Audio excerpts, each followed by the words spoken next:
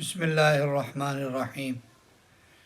اللہ تعالیٰ قرآن پاک میں فرماتے ہیں یا ایھا الذین آمنوا اذکروا اللہ ذکرا کثیرا، اے ایمان والو اللہ کا ذکر کثرت سے کرو۔ کوئی لمٹ مقرر نہیں کی، ہر عبادت کی ایک لمٹ ہے، ذکر کی کوئی لمٹ نہیں۔ 100 دفعہ، 200 دفعہ، 400 دفعہ، 1000 دفعہ، 2000، 10,000، 1 لاکھ، 2 لاکھ، 5 لاکھ، 1 کروڑ، 2 کروڑ نہیں، کثرت کے ساتھ۔ وَسَبِّحُوهُ بُكْرَةً وَأَصِيلًا، صبح و شام اللہ کی پاکی بیان کرو۔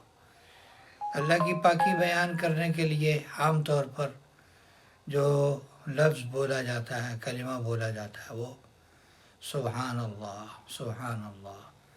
یہ کتنے آسان جملے ہیں، سبحان اللہ، الحمدللہ، لا الہ الا اللہ، اللہ اکبر۔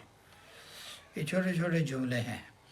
استغفر اللہ، نبی کریم صلی اللہ علیہ وسلم پر درود شریف بھیجنا، اس کے بہت سارے انعامات ہیں۔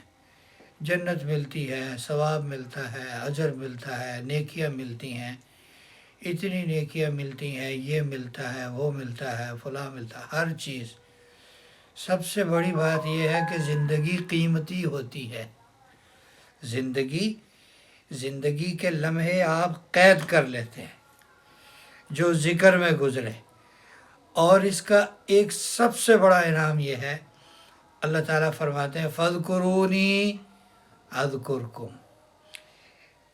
میرے بندو، اللہ فرماتے ہیں میرے بندو تم مجھے یاد کرو، میں تمہیں یاد کروں گا۔ تو ذکر کا سب سے بڑا فائدہ یہ ہے، ہم اللہ کو یاد کریں گے، اللہ ہمیں یاد کریں گے، ہم اللہ کو یاد رکھیں گے، اللہ ہمیں ہمیشہ یاد رکھیں گے۔